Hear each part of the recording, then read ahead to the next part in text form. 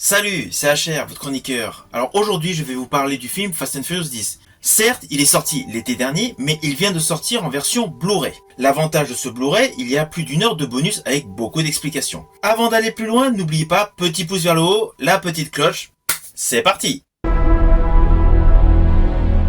Dominique Toretto, tu vas savoir ce qu'est la peur, la vraie. Boum! Tu t'es construit une vie de rêve, avec l'amour de ta famille. Moi, j'ai pas eu cette chance. Tu m'as tout volé. Mon avenir. Ma famille. Cette fois, à mon tour de prendre les tiens. Un par un. Alors l'histoire fait suite à l'épisode 5 où Herman Reyes, un méchant trafiquant, mourait.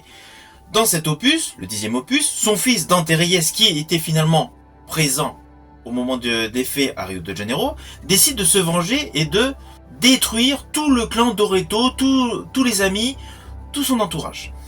C'est évident, c'est pas une grosse histoire scénaristique.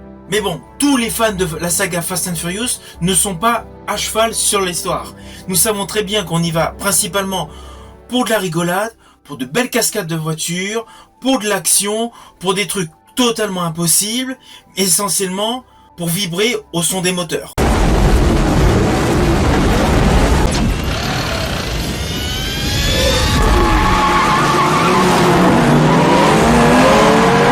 Alors, pour beaucoup de personnes, le 10e opus de la saga Fast and Furious est considéré comme le moins bon, scénaristiquement.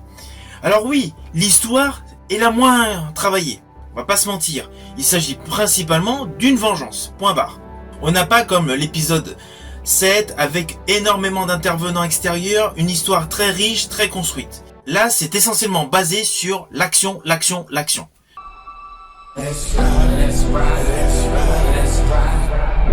Il vient vous chercher avec tout son arsenal. C'est quoi le plan, Dom? Là, je sais plus. L'un de nous pourrait ne pas revenir. Mais on doit se battre. Ne jamais accepter la mort. C'est essentiellement ça ce qu'on aime. L'action, les grosses voitures, les moteurs, la bonne musique, la bonne BO donc, les images chocs, les cascades totalement impossibles et des grosses surprises en termes de personnages.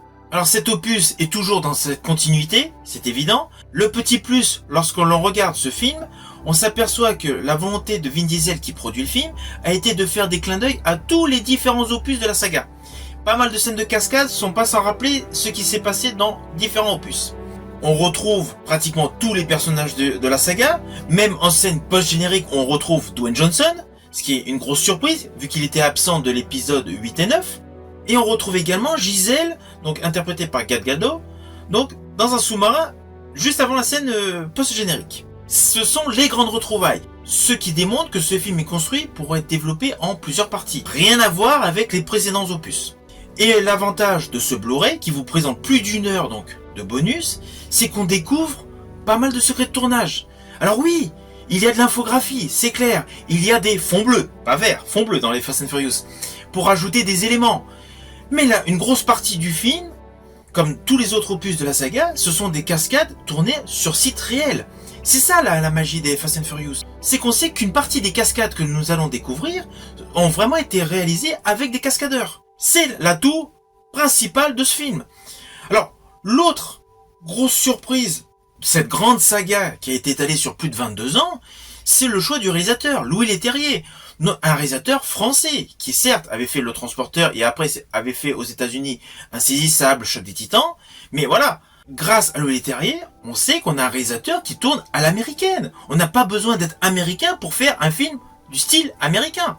Dans les bonus d'ailleurs du Blu-ray, on découvre Louis Leterrier, mais très simple, avec beaucoup de déconnades, on le voit bien donc sur les sites de tournage. D'ailleurs, une des phrases types qui précise dans les bonus, c'est qu'il voulait que tout pète, faites exploser. Voilà, c'était sa grande phrase.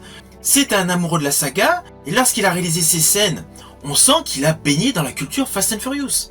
Alors oui, avec moins de profondeur scénaristique que les précédents opus, Mais peut-être que c'est prévu pour le 11e opus.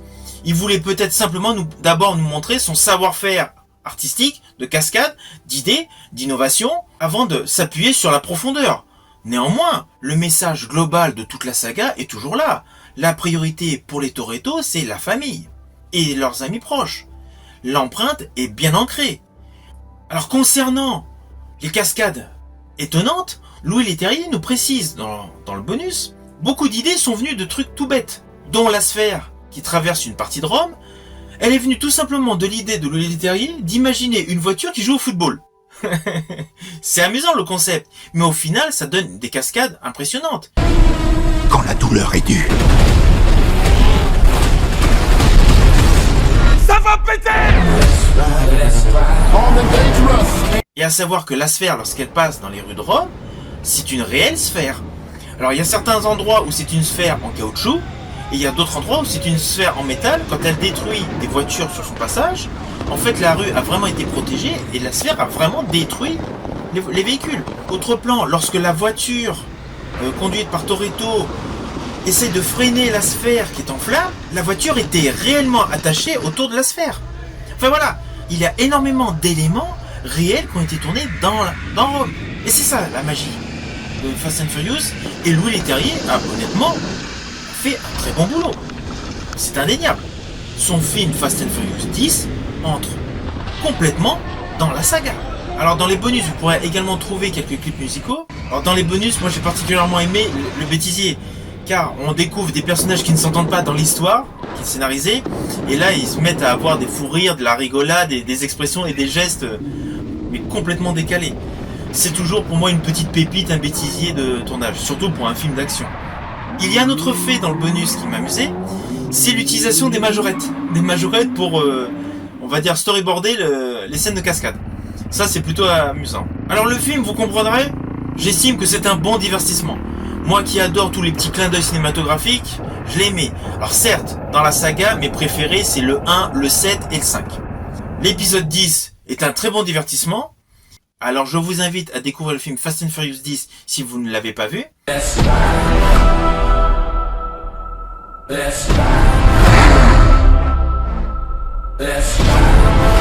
Ils arrivent.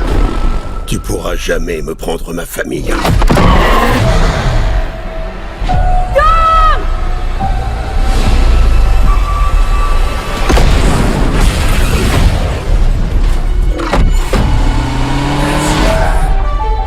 Sinon, pour ceux qui l'ont vu, je vous invite à le redécouvrir. Voir une deuxième fois un film, c'est toujours mieux. Et observer après, donc, les bonus. Car c'est toujours agréable de découvrir les secrets du tournage.